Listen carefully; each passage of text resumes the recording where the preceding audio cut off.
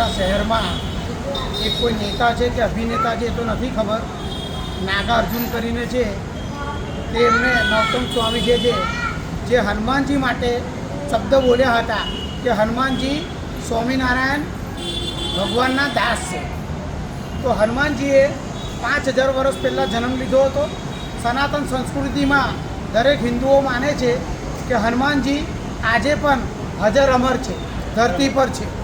પરંતુ કેટલા લોકો હિન્દુ ધર્મને ડેમેજ કરવાનું કામ હંમેશા હિન્દુ નેતા હોય કે પછી હિન્દુ અભિનેતા હોય કે હિન્દુ કોઈ રાષ્ટ્રીય પાર્ટીના કોઈ અધ્યક્ષ હોય કે કોઈ પણ હોય, સામાન્ય વ્યક્તિ હોય, પરંતુ જ્યારે બીજા ધર્મનું કોઈ બોલવું હોય ને એમના હાથ થથડતા હોય છે.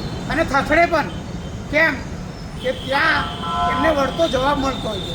પરંતુ જ્યારે પણ આપ મીડિયા માધ્યમથી કે આપના ફેસબુક માધ્યમથી દરેક હિન્દુઓને કહેવા માગું છું કે ભાઈ જ્યારે બી હિન્દુ ધર્મનો કે હિન્દુના ભગવાનનો વિરોધ કરનાર વ્યક્તિ કોણ હોય છે તો હિન્દુ જ હશે.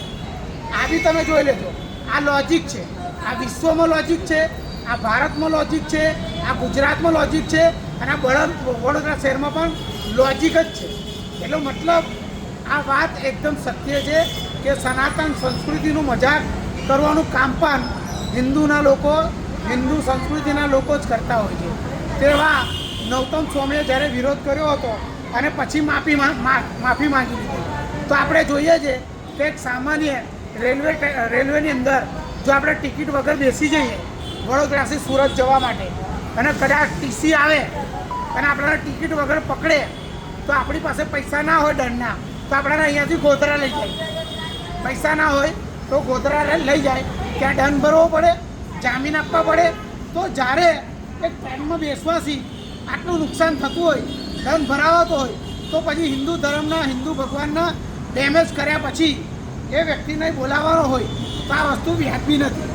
જ્યારે એ એવું બોલ્યા છે ભાઈ નાગાર્જુન કે વડોદરાની અંદર પાલિકાની અંદર જે લોકો આરટી એક્ટિવિસ્ટ છે એ લોકો પાલિકામાં આવીને બેસે છે, મહેન્દ્રસિંહ બાપુ હોય કે પછી સામાજિક અમુક કાર્યકર્તા હોય કે આરટી એક્ટિવિસ્ટ હોય.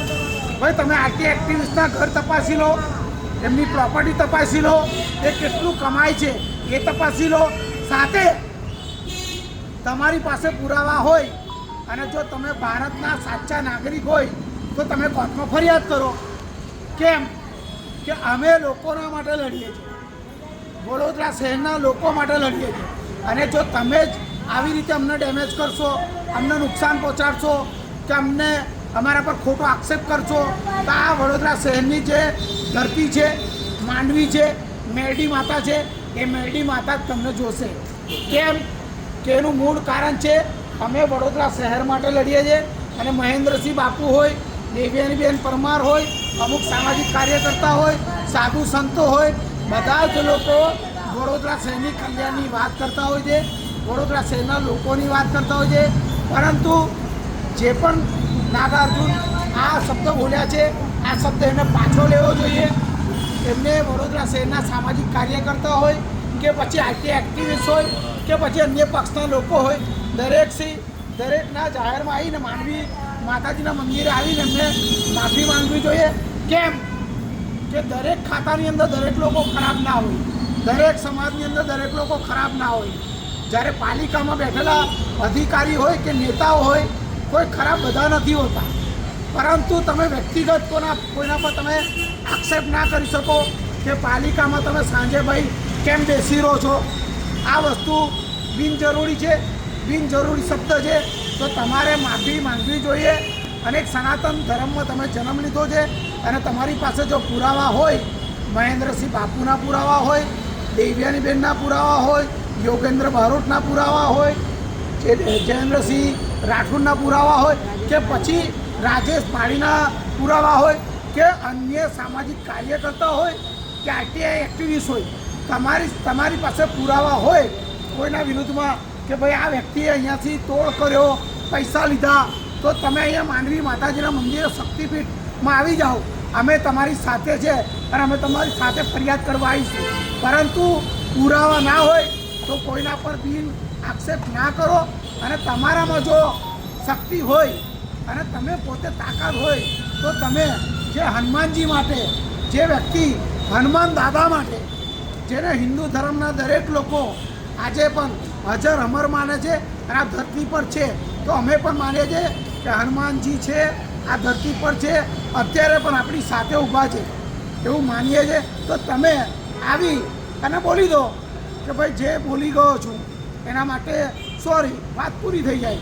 બાકી તમે બિનજરૂરી કોઈના પર આક્ષેપ કરો ના, અને તમારી પાસે પુરાવા હોય તો તમે પુરાવા સાથે કોર્ટમાં ફરિયાદ કરી શકો છો. પરંતુ દરેક સામાજિક કાર્યકર્તાઓ તોડબાજ નથી, દરેક આરટી એક્ટિવિસ્ટ તોડબાજ નથી. પાલિકામાં લોકોના માટે લડવાઈએ છીએ, પાલિકામાં લોકોના માટે ખીચડી બનાવીને ખવડાવીએ છીએ. અમે બધા 15-20 હજાર રૂપિયાની સમાજના લોકોને ખીચડી અમારા પૈસાથી ખવડાવીએ છીએ. અમે સેવાના કામ પણ કરતા હોઈએ છીએ. સોશિયલ મીડિયાના માધ્યમથી બધાને ખબર હોય છે. મારી આગળની વાત છે એ વેનીબેન પરમાર કરશે. નાગા અર્જુનને આજે મહેન્દ્રસિંહ બાપુની ભાઈબંધી યાદ ના આવી? આજે કે જ્યારે 2005માં જ્યારે રફીક હત્યાકાંડમાં ક્યાં સંતાવા ગયો હતો તું બાપુના ઘરે, ત્યારે તને ખબર નથી પડી કે આશરો કોનો લઉં છું? આજે તું સામો થાય છે, તું બધું જડ જાણે છે એમની કે શું છે? તારા બાપાની ફેક્ટરી છે ગોરવામાં, નહીં કે હપ્તા કે કાંડ આવા બધા કે સોશિયલમાં આવા કામ કરીને પૈસા લઈને ઘર ચલાવે છે. અને એક અધ્યાપકનો દીકરો છે, તું એના પર લાંચીચ લગાવે છે. તું કોણ છે? તું અશાંતિ ફેલાવા બરોડાની અંદર તું આ કામ કર્યું છે. એ બાપુ ઉપર જે સાઈ ફેંકવાનું કૃત્ય કરવાનું હતું, કામ કરવાનું હતું, એ બાપુ વિશે તું જાણે છે. એ જાણતા હતા એટલા માટે એમણે કીધું હતું કે એમણે એક એવો બાપુ છે એ તને પણ ખબર છે. અને તું 10,000 પબ્લિકની અંદર તું બીક બતાવતો હતો, ઠોસ બતાવતો હતો કે 10,000 પબ્લિકની અંદર તું એલાન કરું છું કે બાપુ અહીંયા આવશે તો રગડી કાઢીશ. તો તારામાં તાકાત હોય તો અહીંયા 10,000 પબ્લિક નથી, અમે એકલા જ છે. આવી જા, તારી માનું દૂધ પીધું હોય તો સામે આવી જા. જ્યારે કંઈ પણ લડાઈ થાય, કંઈ પણ થાય છે, ત્યારે અમે જ લોકો સામે નીકળીએ છીએ. કેમ તને તો મેં કોઈ દિવસ બરોડામાં જોયો નથી કોઈ સામાજિક કામ કરતા, આ કરતા. તું ભાજપનો ચમચો છે, તું RSS નો ચમચો છે, તું કોણ છે? દલાલ તો તું છે કે તું રૂપિયા લઈને બેઠો છે એટલે તારી જીબાન આટલી ચાલી છે. અને તારે તે એટલા બધા રૂપિયા લીધા હોય ને તો પછી આવી જા મેદાનમાં. નથી લીધા તો લીધા છે એટલે તું બેઠો છે. આ બંગડી પહેરાવી દઈશ તને, સમજો? તું શું જાણે છે? મહિલાની અંદર એટલી તાકાત છે. એ મારો ભાઈ છે મહેન્દ્રસિંહ રાઠોડ, અને સિંહ છે. સિંહની પાછળ સિંહણ જરૂર છે. તું આવી જા અને સાઈ લગાવવા, એના મોઢા કારા કરવા માટે અમે પણ બધા જવાના હતા. તો પછી કાલે કેમ ના આવ્યા? તારી 10,000 પબ્લિક હતી તો એ કેમ ના આવ્યા? કાલે તારામાં તમારા તો નેતાઓની 56ની છાતીઓ છે, તો પછી કેમ નથી બોલાવતા? કેમ તેડા ના આપ્યા કાલે? નરોત્તમ દાદાને કેમ તમે તેડા ના આપ્યા એમને? અને કેમ બોલાયા નહીં એને? હે, સ્વામિનારાયણના મંદિરોમાં કઈ વડતાલના બાપુ છે ને, અત્યારે પણ એક આવ્યું હતું, એમાં કેટલા બધા રેપ થયા છે. બધું થાય છે. અને જે પણ મહેન્દ્રસિંહે બોલ્યું હશે ને કીધું હશે એ સત્ય અને હકીકત જ કીધી હશે. એ હકીકત વગર તો કોઈ માયનાલાલની તાકાત નથી કે જે કોર્પોરેશનમાં ઘૂસી જાય, સભામાં ઘૂસી જાય. અમે પણ જઈએ છીએ, અમે સાચા નેતાઓ છે. તમે દલાલો છે, તમે ભાજપના રૂપિયા ખાવ છો. ભાજપના જોઈ એની સામું દલાલી કર કે જે 3 વર્ષ 5 વર્ષ મેયર બને છે, પછી 25 કરોડનું એનું ફંડ બનાવી લે છે, દુબઈમાં હોટલ ખોલી લે છે, હોટલો બનાવી લે છે, મોટા મોટા ફાર્મ હાઉસ બનાવી લે છે. જે તમારા ભાજપના નેતા, હું નામ આપવા નથી માંગતી, જે ઉડાના મકાનમાં રહે છે, જે આ જ એરિયાના કોર્પોરેટર જેના ઘરે કંતાન બાંધેલા હોય છે, આજે આલિશાન મકાનોમાં રહે છે. આ તમને રૂપિયા આપે છે. રૂપિયા તમને જનતા માટે આપે છે. હજુ તમારી બુલેટ ટ્રેન 2023માં ચાલુ થવાની હતી, એ પણ નથી થઈ. તમે ખાલી ભેગા કરેલા રૂપિયા ખાવ છો.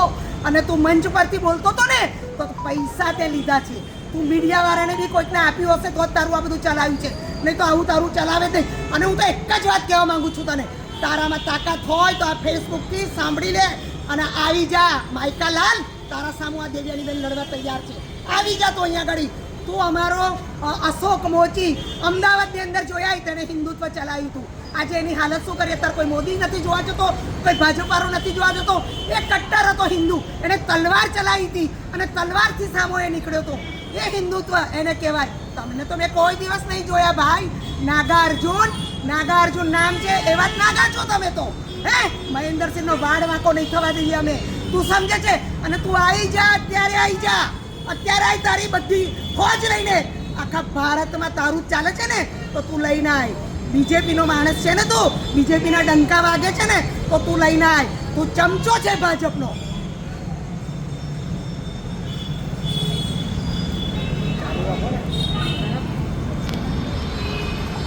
જય માતાજી માતા. પરમ દિવસે સનાતન ધર્મ માટે એક સંકટ આવતું અને હું સંઘનો સ્વયંસેવક છું. સંઘ માટે, સંઘ એ મારી માતૃ સંસ્થા છે અને સંઘે જ મને શીખવાડ્યું છે જે સનાતન ધર્મનો આદર કરે એનું આપણે આદર કરવું જોઈએ. આ જ નૌતમ સ્વામી, આ જ ભાદરવાના ભીંડાએ જ્યારે શ્રી રામચંદ્રના દાસ એવા હનુમાનજી જે સમગ્ર સનાતન ધર્મ માટે ગર્વ છે, આજે પણ સનાતન ધર્મ માટે રક્ષણ છે અને સમગ્ર સનાતની જ્યારે પણ તકલીફ આવે ત્યારે હનુમાન ચાલીસા કરતા હોય અને એ સનાતન ધર્મને તોડવા માટે જ્યારે હનુમાનજીને પોતાના સ્વામિનારાયણના દાસ કહેતા હોય, જે ભાદરવાના ભીંડા હોય, એ 125 વર્ષ 150 વર્ષ પહેલાંનો એમનો ઇતિહાસ જણાતો નથી, જેમણે માથાનો વાળ પણ નથી આપ્યો સનાતન ધર્મ બચાવવા માટે, ગાય બચાવવા માટે, દીકરી બચાવવા માટે કે ધર્મ બચાવવા માટે. જ્યારે અમે સ્વામિનારાયણ પંથને નમન કરતા હોય, અમે તો તમને સારંગપુરનું મંદિર અમે તો તમને ફક્ત પૂજા કરવા માટે આપ્યું હતું. छोटा बच्चा समझ के कांधे में बिठाया, कान में पिशाब करोगे. અમે તમને અમારા સનાતન ધર્મના વડના વૃક્ષની એક ડાળી સમજી હતી. આજે તમે ધર્મ બતાવી અને સનાતન ધર્મને તોડવા માંગતા હોય, અમારા વર્ણને તોડવા માંગતા હોય, અને ભાઈ નાગાર્જુન તમે ભૂદેવ છો અને અમારા ક્ષત્રિયોમાં સંસ્કાર છે. તમે જે વર્ણમાં પેદા થયા છો ને એ વર્ણને અમે સલામ કરીએ છીએ, એ વર્ણને નમન કરીએ છીએ. તો તમે જ્યારે મારી નમ્રતા સમજતા તો તમને કહી દઉં, 2005 રફીક હત્યાકાંડમાં તમે મારા ઘરે સંતાતા ફરતા આવતા હતા, યાદ છે તમને? યાદ છે?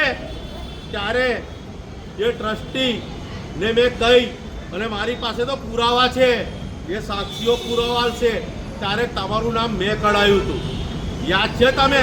અને તમે મને કહો છો પીને સૂઈ જાય છે ને આમ તેમ કરે છે. તો તમને હું કહી દઉં, અમારા ક્ષત્રિયોમાં તો પરંપરા છે ખાવા પીવાની, પણ અમારા પેઢીમાં કોઈ ખાઈ પીને પત્યું નથી ભાઈ, પતાયા છે. અને જ્યારે તમે ચેલેન્જ મારો છો તો ફોન કરતા હતા, બાપુ ઠંડી બિયર પડી છે હે, તો અમે તમને ભૂદેવ કહીને સંસ્કાર આપતા હતા. તો તમે અમારું આ રીતે જાહેરમાં અપમાન કરવા નીકળો છો. નાગાર્જુન તમને ઓપન ચેલેન્જ છે. તમે કીધું ને તોડ પાણીના ધંધા કરે મહેન્દ્રસિંહ રાઠોડ અને મારી સાથે ઉભેલા માટે એક પુરાવા લઈ આવો. આખી જિંદગી ગુલામી કરશે મહેન્દ્રસિંહ રાઠોડ. હું લોકો માટે લડું છું. આ 12 બાળકોને બી બહેનો મરી ગઈ, તમે ક્યાં ગયા હતા? ક્યાં ગયા હતા તમે? ધર્મ શોધતા હતા. આજ મુસ્લિમોએ તમને બચાયા હતા 2005માં રફીક હત્યાકાંડમાં, અને અત્યારે તમે કટ્ટર બનીને મારી સાથે વાત કરો છો. હું સર્વ વર્ણ અને સર્વ ધર્મ માટે જીવનારો માણસ છું, ક્ષત્રિય છું. જે વર્ણવાદની વાત કરે ક્ષત્રિય ના હોય. અને આજે મારા વડોદરા માટે જીવું છું. વડોદરામાં પુરાવ્યું હતું, તમે ક્યાં ગયા હતા? ક્યાં ગયા હતા તમે? આ ભ્રષ્ટાચાર માટે તમે કોઈ જગ્યાએ દેખાયા નથી. કોર્પોરેશન રોજ દેખાવ છું. મારા વડોદરા વાસીઓ રોજ રડે છે, રોજ રડે છે. પેટ કાપીને ટેક્સ ભરે છે, એમને એમનું વળતર નથી મળતું. હે, તમે લારી ગલ્લા ઉઠાવવા નીકળો છો. તમારી તાકાત છે બિલ્ડરોના જે ગેરકાયદેસર દબાણ કર્યા છે એની તમે ઉઠાવવાની તાકાત છે તમારામાં. તમે છે ને ફક્ત હિન્દુત્વના નામ પર વોટ લો છો મોદીજીના ફોટા નીચે, પણ તમે શોષણ કરો છો, દબાવો છો.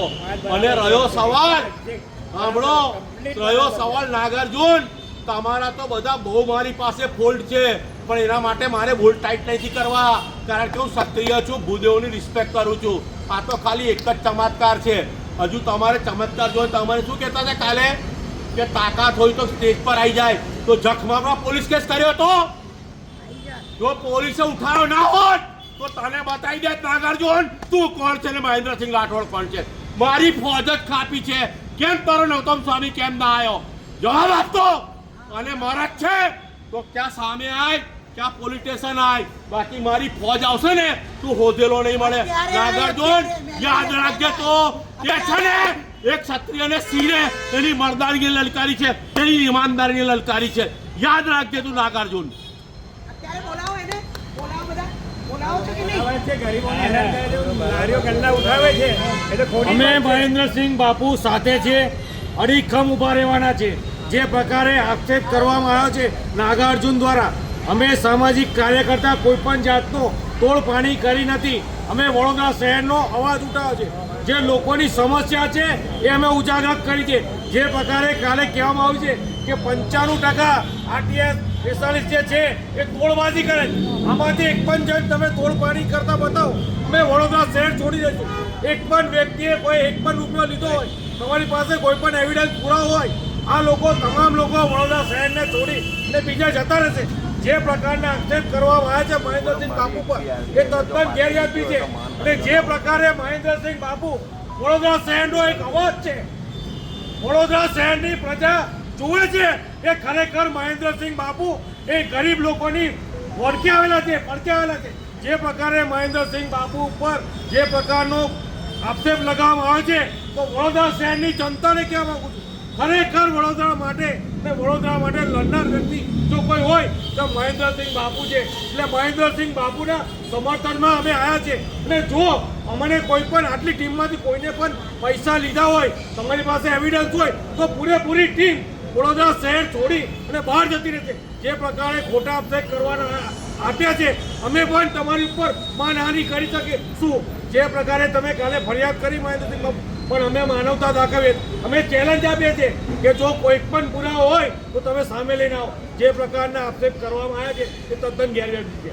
ભાજપના નેતાઓ ગરીબ હતા, એ બધા રૂપિયાવાળા થઈ ગયા, એમની તપાસ કરો ને કે એમને ત્યાં રૂપિયા ક્યાંથી આવ્યા. 5-5 કરોડના બંગલા બનાવી દીધા છે એ તમે જુઓ. જે લોકો વડોદરા શહેરમાં, જે વ્યક્તિ વડોદરા શહેરમાં 2 રૂમ રસોડાના મકાનમાં રહેતા હતા એ લોકોના આજે 5-5 હજાર સ્ક્વેર ફૂટના મકાનો છે. મકાનો નહીં, 3 BHK વિલા ડુપ્લેક્સ. તો એવા વ્યક્તિઓ પાસે આ પૈસા કઈથી આવ્યા એની તપાસ કરવામાં આવે. અને નાગાર્જુન જેવા વ્યક્તિઓએ આમના ઘર પાસે જઈને લાઈવ કરવું જોઈએ કે હિન્દુત્વના નામ પર, હિન્દુ નેતાઓના નામ પર, હિન્દુત્વના નામ પર, ભગવાનના નામ પર આમની પાસે આટલી બધી પ્રોપર્ટી કઈથી આવી. કેમ કેમ કે એમને વોટ તો મોદીના નામથી મળે છે. તો આટલી બધી પ્રોપર્ટી તેમની પાસે આવી કઈથી? આની તપાસ કરવામાં આવે ને તો બહુ મોટા કૌભાંડો બહાર નેતાઓની કરવામાં તપાસ કરો. જય માતાજી, જય મા કરણી. હું કરણી સેના ગુજરાત પ્રદેશ ઉપાધ્યક્ષ જયેન્દ્રસિંહ ઠાકોર. ગઈકાલે નાગાર્જુન નામના વ્યક્તિએ મહેન્દ્રસિંહ રાઠોડની સામે જે વડોદરાનો અવાજ છે, જે વડોદરા માટે બોલે છે, જે 12 બાળકો મૃત્યુ પામ્યા એના માટે લડે છે, જે બહેનો મૃત્યુ પામ્યા એના માટે લડે છે, કેશ ડોલ ના મળે તો એના માટે લડે છે. હું ઘણા સમયથી એમને ઓળખું છું અને એમને એવી કોઈ આર્થિક એવી કોઈ મજબૂરી નથી કે એમને પતંજલિનો સ્ટોર ખોલવો પડે અને રાજુ રોયડા જેવા માણસ માટે ઉઘરાણીઓ કરવી પડે. એટલે સાહેબ તમે બહુ મોટી ભૂલ કરી બેઠા છો. ગઈકાલે તો પ્રશ્ન હિન્દુત્વના સંમેલનનો હતો અને અમે ક્ષત્રિય કરણી સેના છીએ અને કરણી સેના હિન્દુત્વ વિરુદ્ધ ના જઈ શકે. અમે આવતા તમારી પાસે તો તમને ખબર પડતી અને તમને જરા મજા આવતી. પણ કેવું છે કે હિન્દુત્વના કોઈ પ્રોગ્રામને અડચણ થાય એવું કરણી સેના ક્યારેય કરતી નથી. તમે જે આક્ષેપો કર્યા છે, કોઈના બંડલો લીધા હશે, કોઈના કવરો લીધા હશે અને 5 નંબરમાં તું ટિકિટ લાવીને બતાવે ને કોઈ બી પાર્ટીની તો હું તને 1,01,000 રૂપિયા આપીશ અને તારા ચૂંટણીનો ખર્ચો હું કાઢીશ. આ બધા છે ને લટકી રહ્યા છે 20-20 વર્ષથી, 35 વર્ષથી નીચેનાને કોઈને ટિકિટ નથી મળતી. એટલે આવી હોશિયારી